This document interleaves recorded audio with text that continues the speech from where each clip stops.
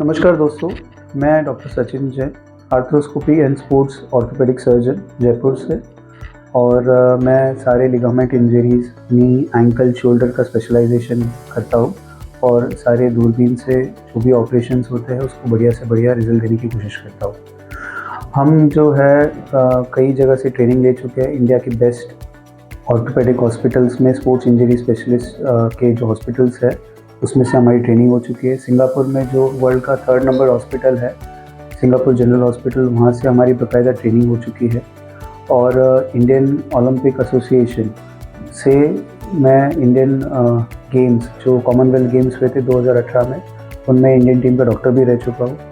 तो ये हमारा इंट्रोडक्शन है। और आपके कोई भी कंधे या घुटने में या लिगामेंट की इंजरीज़ हो तो प्लीज़ आप हमें कॉन्टैक्ट करें। कई बारी पेशेंट्स हमारे पास आते हैं कंधे दर्द के लिए और वो कहते हैं कि सर कंधे में बहुत पेन हो रहा है, हाथ उठ नहीं पाता है, या हाथ हम शोल्डर को हेड के ऊपर से लेके जाते हैं तब बहुत ज़्यादा पेन होता है।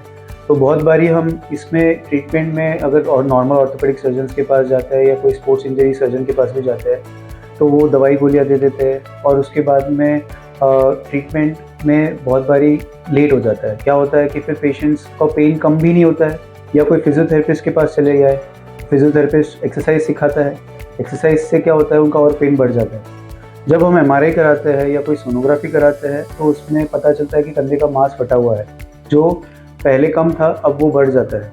अब अगर कंधे के मांस में हम देखेंगे तो एक तो बाहर के मसल्स आते हैं जिसको हम बोलते हैं डेल्टॉइड मसल्स, एक होते हैं अंदर के मसल्स, इसको हम बोलते हैं रोटेटर कफ मसल्स। अब रोटेटर कफ मसल्स जो होते हैं वो 4 मसल्स का समूह होता है जो कंधे को ऊपर उठाने का काम करता है। ठीक है, तो जब ये मांस थोड़ा सा फटा रहता है या आधा फटा होता है या पार्शियल टेयर हम कहते हैं, तो सोनोग्राफी में या एमआरआई में आता है, तब ऐसे केसेस में हम डेफिनेटली इसको बिना ऑपरेशन के ठीक कर सकते हैं। इसको आपको कुछ रेस्ट देना है, कुछ प्रिकॉशंस होते हैं वो लेने होते हैं, कुछ दवाइयाँ लेनी होती है, उससे ये बिल्कुल ठीक हो जाता है।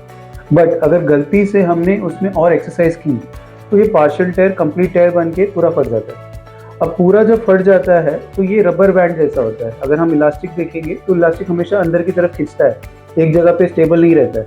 ठीक है, तो अगर हम इसमें एक्सरसाइज करते रहेंगे और ये पूरा टेयर हो गया तो धीरे धीरे ये टेयर प्रोपोगेट होता है, पहले आधे सेंटीमीटर से, फिर 1, फिर 2, फिर 3।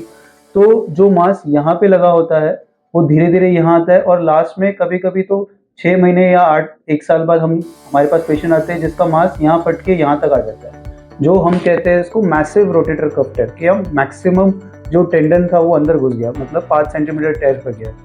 ऐसे केसेस में हमको सर्जिकली इसको वापस लगाने में बहुत चैलेंजेस आते हैं, पर उसको भी हम ठीक कर सकते हैं। अगर ये 1 सेंटीमीटर फटा है तो हमारे लिए बहुत ईजी होता है। हम करते हैं इसको दूरबीन से सर्जरी, दूरबीन या लेज़र ऑपरेशन आपकी भाषा में हम कहें तो।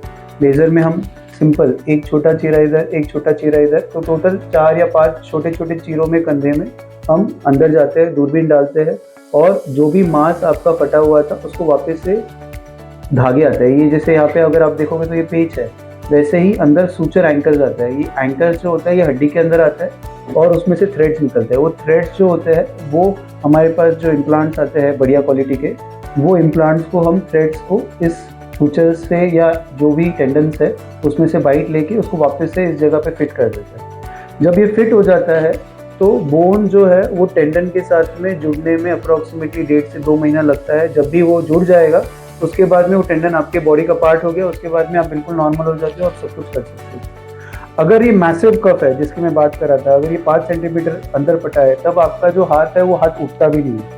पेशेंट ऐसे आते हैं कि भाई हाथ ऐसा ही है, अगर हम उठाने जाएंगे और हाथ पकड़ने के बोलेंगे तो हाथ गिर जाता है। ऐसे केसेस को भी हम पूरा अच्छे से रिलीज करते हैं, हर जगह से उसको पूरा फिट करते हैं, जगह पे लगाते हैं और प्रॉपर रिहैबिलिटेशन एक्सरसाइजेज जो होती है टाइम टू टाइम, महीने, 2 महीने, 3 महीने, 6 महीने में जब आपकी पूरी एक्सरसाइज का रिहैबिलिटेशन का प्रोटोकॉल कंप्लीट हो जाता है तभी आपका हाथ वापस से उठना शुरू हो जाता है और आप अपनी रूटीन में वापस जा सकते हो। तो मेरा आप सबसे अनुरोध यही होगा कि अगर आपके रोटेटर कफ में या कंधे में दर्द है तो उसको आप इग्नोर ना करें, क्योंकि ये यूजुअली 50 ईयर्स के बाद ही होता है। लोग बोलते हैं कि हमारी उम्र ज़्यादा हो गई, अब तो क्या है, कंधा हो ही गया है, कोई नहीं, चल जाएगा। बट धीरे धीरे करके ये पूरा फाड़ेगा और आपको पूरा ख़त्म करेगा कंधे में, और फिर हमारे लिए बहुत मुश्किल काम हो जाएगा वापस से ठीक करना। तो इसको इनिशियली आप इसको ठीक कराएं, अपने स्पेशलिस्ट जो भी शोल्डर सर्जन है उनसे मिले और इसको प्रॉपर इवैल्यूएट कराएं और टाइम टू टाइम इसको ठीक कर ले, चाहे नॉन ऑपरेटिव, और अगर पूरा फटा है तो ऑपरेटिव दूरबीन से बहुत ही ईजी ऑपरेशन होता है और बहुत अच्छे से इसके रिजल्ट भी बहुत बढ़िया है। तो आशा करता हूँ कि रोटेटर कफ टेयर के या कंधे की मांस के फटने के आपको इन्फॉर्मेशन में काफ़ी जानकारी मिली है। और अगर आपको इस संबंध में और भी कुछ जानकारी लेनी है, अपने रिपोर्ट्स मुझे शेयर करने हैं, तो नीचे दिए हुए नंबर्स पे आप इस पर रिपोर्ट सेंड करें, तो आपको इसमें और भी जानकारी मिल जाएगी और इसका हम इलाज करने की कोशिश करेंगे। Thank you.